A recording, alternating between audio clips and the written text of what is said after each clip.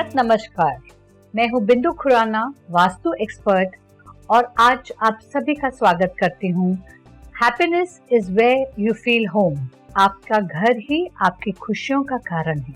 आपके घर से ही आती है आपके जीवन और आपके रिश्तों में मिठास। तो आइए जानते हैं कि किस तरह वास्तु शास्त्र से हम अपने जीवन में और अपने घर में ला सकते हैं ढेर सारी खुशियाँ।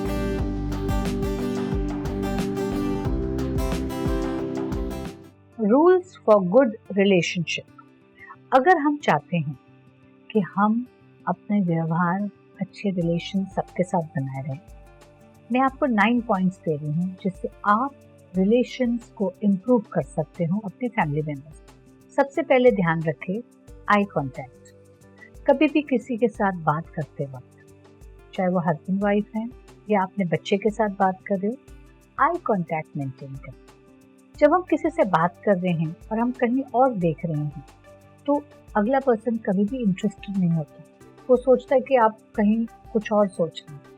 जब हम किसी से आई कांटेक्ट करके बात करते हैं तो हम अपना मैसेज क्लियरली उनको कहते हैं। Second point is voice control. कई बार हम जो कह रहे हैं वो इतना इम्पोर्टेंट नहीं होता कि किस तरीके से कह रहे हैं, वो ज़्यादा इम्पोर्टेंट है। हमारा वॉइस टोन हमें डिटरमिन करता है कि हम कितने एग्रेसिवली या कितने असर्टिवली बात कर रहे हैं। अगर हम किसी से कहें मुझे ये चाहिए तो वो अग्रेसिव टोन है। अगर उसे कहे मुझे ये चाहिए और क्लियरली बात करके बोले, असर्टिवली बोले, तो उसका असर बेटर रहता है। अगर हम अपने बच्चों को भी कुछ चीज़ समझाएं तो थोड़े असर्टिवली लेकिन वॉइस मॉड्यूलेशन से करें। वॉइस का पिच हाई ना रखें, क्योंकि हमेशा याद रहेगा कि किसने हमें क्या कहा था, कब कहा था और कैसे कहा। तीसरी पॉइंट मैं आपको जो बताना चाहती हूँ वो ये है कि याद रखें कि हमारी रिलेशन ज़्यादा इम्पोर्टेंट है देन द कंडीशन। होता है कई बार हस्बैंड वाइफ में ऊंच नीच कुछ कही जाती है बात, या मदर इन लॉ के साथ या फादर इन लॉ के साथ या बच्चों के साथ हम कुछ ऐसी बात कहते हैं जो कई बार खटास लाती है जिंदगी में। पर हमें कभी ये नहीं भूलना चाहिए कि हमारा रिलेशन ज़्यादा इम्पोर्टेंट है उस कंडीशन या उस समय क्या सिचुएशन है। Relation is always more important than situation. हर घर में ऊंच नीच होती है, कभी ना कभी किसी न समय कोई ना कोई प्रॉब्लम ज़रूर आती है। जब भी आपको किसी को कोई मैसेज देना हो तो बी शॉर्ट एंड असर्टिव।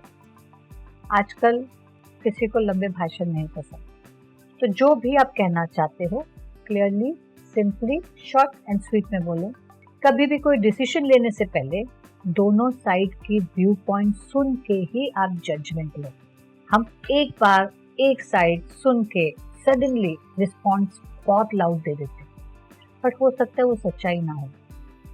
दोनों साइड की व्यू पॉइंट सुने, फिर रिएक्ट करें, फिर अपना रिस्पॉन्स दें एंड डेफिनेटली फिर उसके बाद हम अपने judgement. Do not postpone any decisions.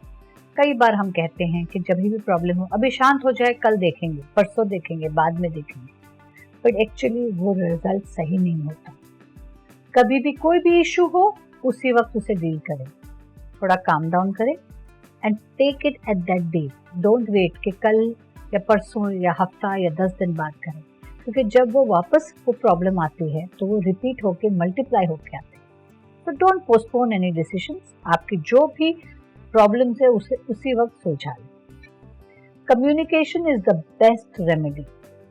Communication करने से, वार्तालाप करने से, एक दूसरे का व्यू पॉइंट देने से, एक दूसरे के व्यू पॉइंट समझने से बहुत सारी प्रॉब्लम्स हल हो सकती हैं। सो हमेशा याद रखें कि कम्युनिकेट करें।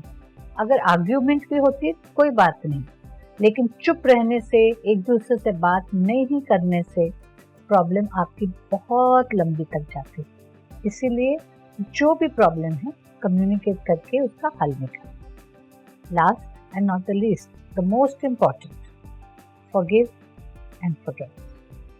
हम देखते हैं कई बार हम फॉरगिव कर देते हैं पर फॉरगेट नहीं कर पाते। और फॉरगेट करने में बहुत समय लग जाता है, क्योंकि हर टाइम जब ये प्रॉब्लम आती है तो हम हमेशा याद रखेंगे पिछले साल ये हुआ था, 5 साल पहले हुआ था, 10 साल पहले हुआ था। तो अगर आपने किसी को सच्चे दिल से माफ़ किया है तो उसे भूल भी जाओ कि वो चीज़ कभी ज़िंदगी में आपके साथ हुई ना हो। इसी तरह हम अपने हर रिलेशन को संभाल के चलें। हर घर है, कुछ ना कुछ प्रॉब्लम ज़रूर रहेगी। इसका ये मतलब नहीं कि हम सोल्यूशन नहीं निकाल सकते। अगर प्रॉब्लम है तो सोल्यूशन भी है। और अगर हम ये छोटी छोटी चीज़ें अपनी ज़िंदगी में every day to day life में यूज़ करें तो हमारे रिलेशन इम्प्रूव हो सकते हैं। अब वेब, मोबाइल और टीवी पर उपलब्ध